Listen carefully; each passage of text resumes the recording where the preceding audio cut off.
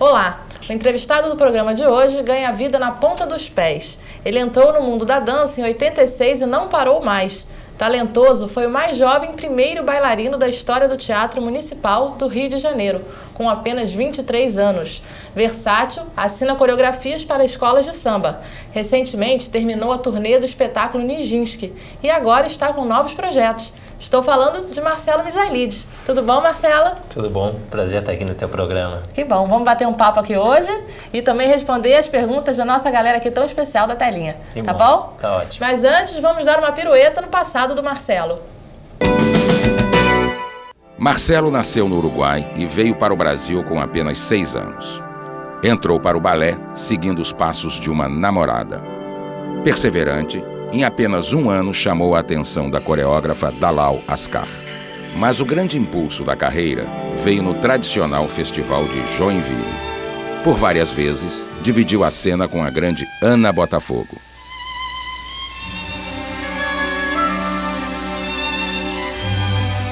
Como integrante do corpo de baile do Teatro Municipal, passou a adotar um estilo mais dramático. Marcelo afirma que interpretar Nijinsky, o maior mito da dança, foi seu grande desafio. Ele também participou de especiais para a televisão e em um curta-metragem fez o papel, claro, de um bailarino.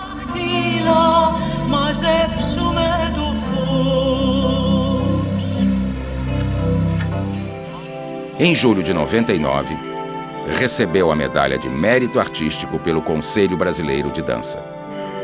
Mas aos 32 anos, Marcelo tem outras prioridades além de dançar. A filha Fernanda, de apenas 6 aninhos, e a esposa Karen, que também é bailarina, mas não é aquela que o apresentou às sapatilhas. Marcelo se divide entre a dança, a família e os vários projetos que pretende pôr em prática. Pois é, Marcelo, conta pra gente quais são esses novos projetos. Bom, os novos projetos que eu tenho daqui para frente é começar a abrir um pouco mais o meu leque de trabalhos. Para o ano que vem estou com ideia de fazer um trabalho com o Sérgio Brito, que é onde eu começaria a experimentar um pouco do teatro também, né? Eu, inclusive, venho me preparando para isso. E seria um espetáculo baseado na peça Wojciech, de George Büchner.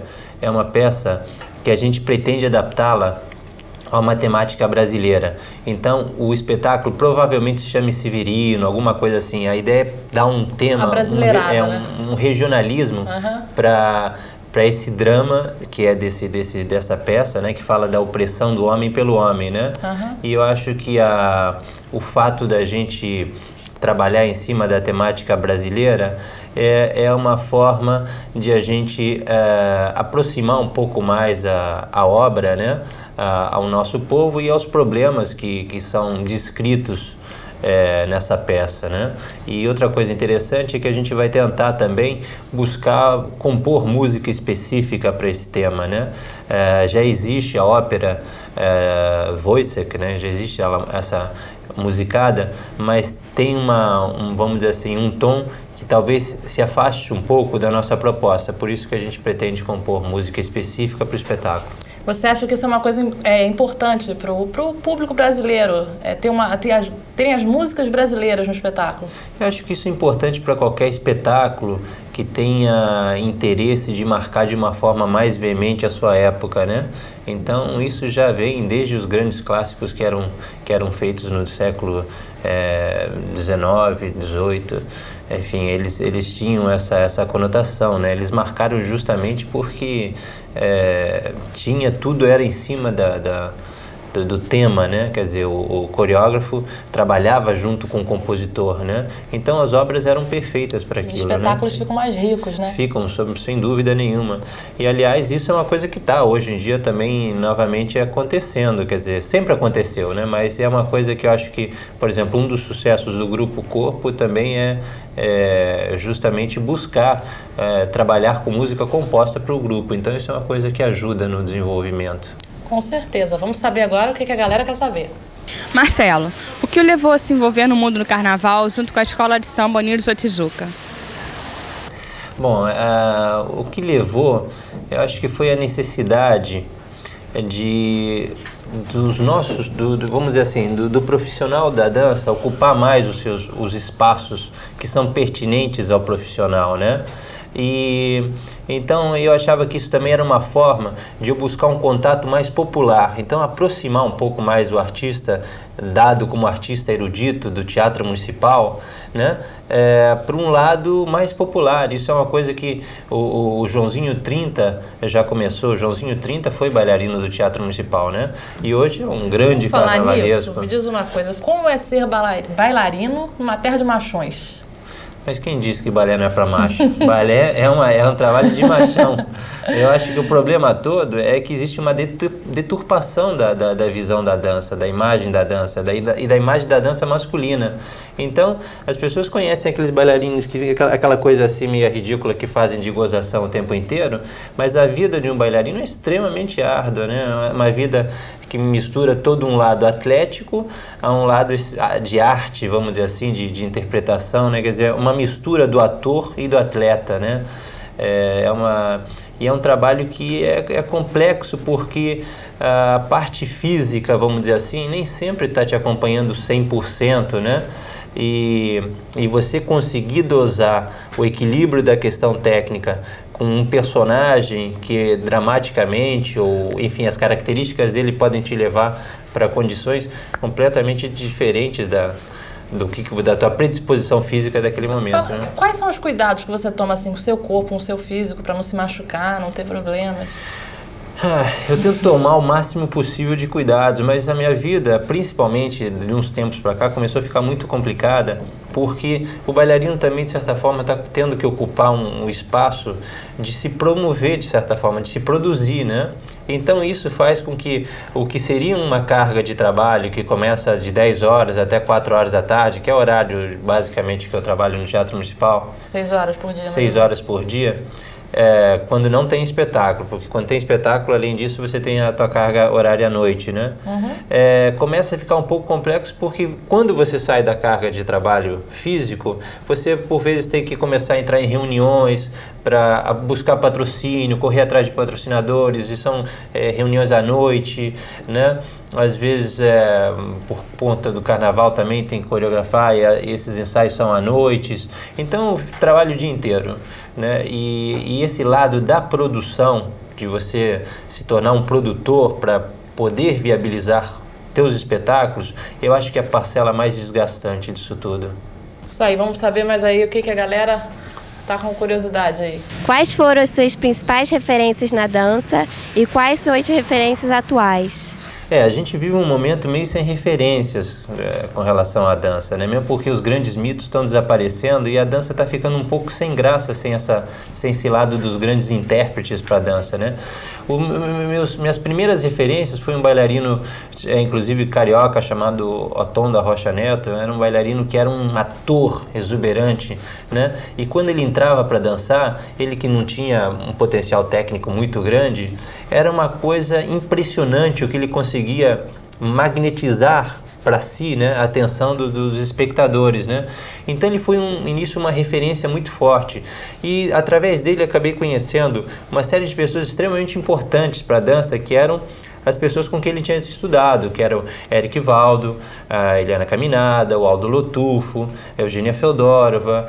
Então esse universo, né, esse universo cheio de tradição, da tradição da dança carioca, que foi inicialmente minhas primeiras referências.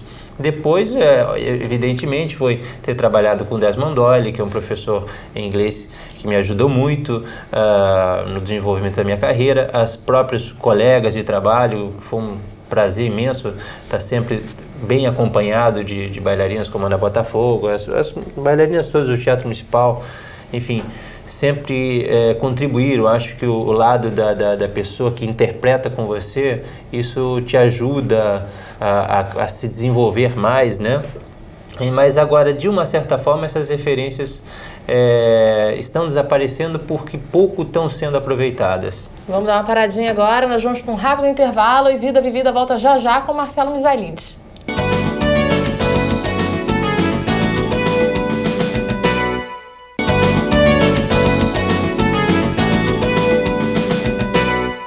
O Vida Vivida está de volta e o nosso entrevistado de hoje é o bailarino Marcelo Misaelides. Marcelo, vamos saber aí da galera. Tem uma surpresa para você aí, olha quem vai te perguntar. Marcelo, faz uma comparação entre a contemporaneidade no Brasil e os grandes coreógrafos Kilian, Forsyth, Neumeier, Edward Locke, entre outros. A pergunta é difícil. Bom, eu acho que o que a gente está vivendo aqui no Rio de Janeiro é uma coisa que não dá a princípio até para estabelecer uma comparação no sentido da diferença de investimento que existe nesses lugares no que está acontecendo aqui, né? Então, por exemplo, existe uma deturpação do que é chamado companhia.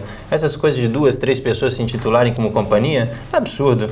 Companhia tem que ser 10, 15 pessoas para você dizer assim que aquilo está gerando emprego. No mínimo, uma companhia tem que ser 30, 60, no Teatro Municipal são 70, né? Então, o que existe é um experimentalismo muito grande aqui no Rio de Janeiro, né? Uma série de experiências, e que eu acho que são válidas. É importante se dar apoio a essas experiências, não estou dizendo que elas sejam contras, que elas não sejam boas, mas também não dá para dizer assim, a prefeitura está investindo em 11 companhias. Não são companhias, são grupos de 2, de 3, que não dá para considerar. Então, esses trabalhos que são feitos lá, são trabalhos que aí realmente você pega um grupo imenso de bailarinos. O coreógrafo, quando chega para começar a desenvolver sua ideia, ele tem condição de experimentar numa série de pessoas e ver em qual vai conseguir um material melhor para conseguir reproduzir a sua obra, trazer a intensidade daquilo. É a mesma coisa que a gente agora querer dizer, achar que se pode fazer uma ópera com 2 ou 3 pessoas. Isso nunca foi feito, não é possível ser feito, né? Então, continuo achando assim que se juntasse todos esses grupos que se tem hoje, os chamados grupos aqui do Rio de Janeiro... Faria uma mega companhia. Não faria nenhuma. Não faria nenhuma. Esse que é o problema. Porque são grupos de 2, 3, 4, 5, no máximo meia dúzia. Quer dizer, eu quando faço um trabalho... São poucos grupos. São bastantes, mas não dá para você fazer um grupo com 2, 3 pessoas. Isso não existe. Uma companhia tem que ter um certo número de bailarinos no mínimo. A partir daí, são trabalhos que são levados. Quantos, no mínimo? Para se formar uma companhia? Isso. Eu acho que a gente deve considerar que um grupo leva até 8 pessoas. Uma companhia é acima disso. Uma companhia tem que ter 16 a 70, uma coisa assim, né? De grande companhia. Uma companhia contemporânea pode viver bem com 20 bailarinos, de 20 a 40. A gente tem mais ou menos um número para a gente imaginar que pode fazer uma produção com aquele número de bailarinos. Antes disso, são trabalhos que eu acho que assim... que é como o Nijinsky, por exemplo, que eu fiz. Eu tinha a ideia de fazer um trabalho, convidei um coreógrafo, esse coreógrafo a gente viu quantos artistas seriam necessários, captamos para fazer aquele trabalho e apresentamos um trabalho. Você tem Agora, esse isso não é uma companhia. Montar uma companhia sua, por exemplo? Eu acho que isso seria uma coisa boa, talvez eu pense, mas não penso para agora. Agora eu acho interessante continuar desenvolvendo o trabalho em cima da necessidade do que pretendo fazer. Então, por exemplo, em Nijinsky eu precisei contracenar com mais 4 artistas. Para Wojciech, quer dizer, esse outro espetáculo, eu precisaria mais uns 10 artistas, entre atores e bailarinos, no mínimo mais 10. Depois também tem outros projetos nesse meio tempo. Tenho também a ideia de fazer um trabalho com o Roberto Oliveira, um outro trabalho com o próprio Fábio de Mello, com quem eu gosto de trabalhar, trabalhei muito com ele. Esse Voice do Sérgio Brito, que seria dirigido por ele, talvez viria a ser coreografado pelo Silvio do Fraia. Eu quero experimentar alguns coreógrafos e cada trabalho vai ter uma necessidade, assim como se trabalham os atores, né? Quer dizer, tem uma peça para fazer. Então eu acho que talvez respondendo essa pergunta que a Eliana me fez, é um pouco difícil de conseguir uma resposta de comparação, porque não estou vendo nada, a não ser o trabalho da Débora. Para esclarecer, a Eliana é uma companheira do Marcelo, né, Marcelo? É uma companheira de longa data. Sabe. Inclusive, ela é madrinha de casamento, né? Ah, é? Madrinha de casamento. Tem mais isso ainda. Tem laços de família. Mas aqui no Rio de Janeiro, Talvez que desse para fazer um parâmetro seria a companhia da Débora Coker, que realmente é um trabalho profissional sério, como tem do Cisne Negro lá em São Paulo, que é uma companhia séria, o Grupo Corpo, que são companhias, não é aquela coisa, aquele formato de 2 ou 3, meia dúzia no máximo. Nada contra, mas não acho isso uma companhia. Isso aí, vamos para a galera da telinha. Marcelo, eu queria saber o que você acha sobre a crítica à arte no Brasil e também sobre o incentivo à cultura no país. Bom, isso é complicado, né? Vamos por parte. Com relação à crítica, eu acho que o ideal seria que ela fosse um pouco mais especializada, porque eu acho que a gente não tem críticos especializados na coisa da dança. A gente percebe, por exemplo, como é que é o nome agora esqueci o nome da crítica do Globo, a Bárbara Eleodoro, exatamente. Eu respeito muito o trabalho da Bárbara, né? Eu acho que ela é uma visão, é uma crítica com visão teatral muito bacana, mas lhe falta uma certa vivência específica para poder avaliar determinadas coisas. Então a coisa fica um pouco superficial, ela vai bem em todo o aspecto que envolve a produção do espetáculo. Em outro, falta uma coisa um pouco mais, e aí acho que tinha que se investir mais nessa área, né? Tem gente que nunca viu, nunca fez dança, então fica meio complicado você criticar alguma coisa que você nunca vivenciou, fica tudo muito teórico, né? No fundo, um pouco sem valor. E não e a nível de Brasil, isso não é uma coisa específica do Rio de Janeiro, porque mal bem, pelo menos no Rio de Janeiro e São Paulo, ainda você tem uma crítica nesse sentido. O resto Você acha que nessa escala de apoio do governo, teatro, dança, televisão, cinema, a dança está em último lugar? Eu acho que é bem provável que ele realmente esteja num patamar inferior, dado que a dança ela não tem uma posição política tão séria quanto as outras classes têm, de certa forma, né?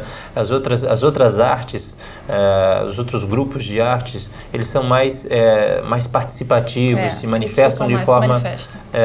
e a dança sempre tomou ele se isola um pouco, até por esse efeito, vamos dizer assim, um pouco narcisista, né?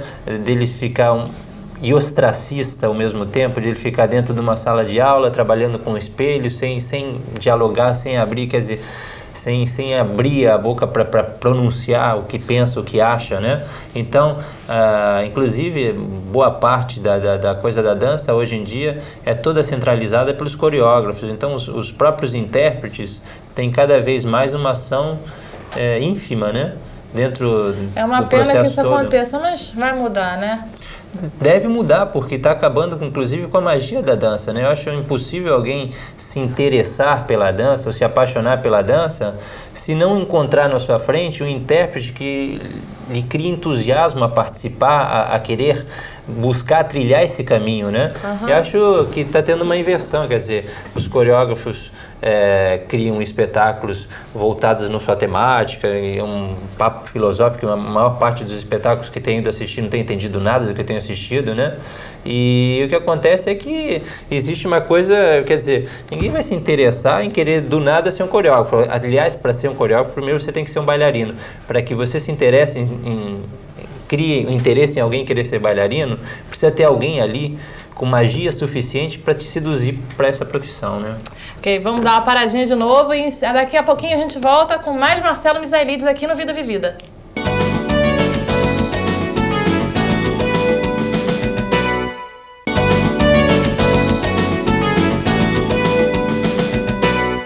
O Vida Vivida está de volta para o último bloco e vamos direto para a galera da telinha. A pós-modernidade está acabando com a dança de conjunto. Como fica o mercado de trabalho do bom bailarino? O que a gente vê nas grandes companhias aí fora, cada vez mais utilizando o recurso dos bailarinos que realmente têm formação. Isso não é só nas grandes companhias na Europa, por exemplo. Aqui, inclusive a própria Débora Coker, ela cada vez mais agora, até pela exigência do mercado internacional que ela está começando a entrar, né, nesses espetáculos do circuito internacional, Então ela começa a selecionar cada vez mais bailarinos com formação, porque senão o que acontece é um trabalho diletante, né? Então, porque meu estilo, aquela coisa, não tem nada a ver uma coisa com a outra, né? Existe uma coisa que é definição, você tem um instrumento, técnica. É técnica, você tem que ter um instrumento apto a desenvolver determinados movimentos, né? Tem que ter um conjunto de estética, flexibilidade, etc., um conjunto de coisas que a dança clássica é o processo mais internacional em todas as companhias para preparar o corpo de um bailarino. Então, eu acho que isso cada vez mais está crescendo no mercado. E como disse, isso aqui no Brasil já tá sendo uma coisa que é fundamental. E essa coisa especificamente falando do coreógrafo, que tem sua linguagem e tal, eu acho que um bailarino que tenha, além de seu trabalho técnico, uma certa dose de sensibilidade, consegue se adaptar com maior facilidade ao estilo de um coreógrafo. Vamos para a galera da telinha de novo. Marcelo, o que a gente quer saber é o que representa a família para você na sua vida. Se é necessário você abdicar dela, ter que ser um estrangeiro. O que representa a família realmente na sua vida? Bom, a família, em todos os aspectos, sem dúvida, é o mais importante para mim. Desde partindo da minha família, que é meus pais e meus irmãos, que é uma família... Minha mãe teve 9 filhos, né? Eu sou o 7º filho, então sou de uma família grande. Você é o único bailarino? O único artista, o único bailarino. Mas de certa forma sou xodó da família, né? Todo mundo quer saber o que eu vou fazer, o próximo espetáculo, enfim, né? É aquilo que anima, é uma coisa que anima a família, porque sempre tem uma novidade, uma coisa nova pintando, né? Então, a família, eu sou privilegiado por isso, né? Eu acho que a minha mulher e a minha filha também são Fala da Fernanda pra gente, conta aí. A Fernanda nasceu... Como é que é o Marcelo Papai? Olha, eu sou muito ligado nela o tempo inteiro, né?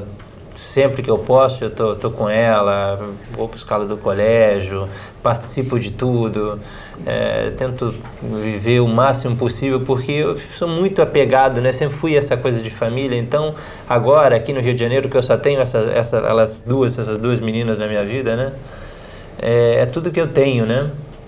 Realmente, né? Então, porque acho que a profissão é uma coisa muito fugaz, é muito rápida, né? O tempo passa tudo muito rápido, então eu sei que essa é a minha grande obra. Marcelo, uma pena, nosso tempo terminou. Foi muito legal aqui essa conversa. Queria agradecer a você e o pessoal aqui da nossa galera da telinha, tá bom? Tá ótimo, eu que agradeço estar aqui com vocês. Legal. E você que está em casa, se quiser mandar um e-mail para a gente, nosso endereço é tvuniversidade@universidade.edu, tá bom? Até o próximo Vida Vivida.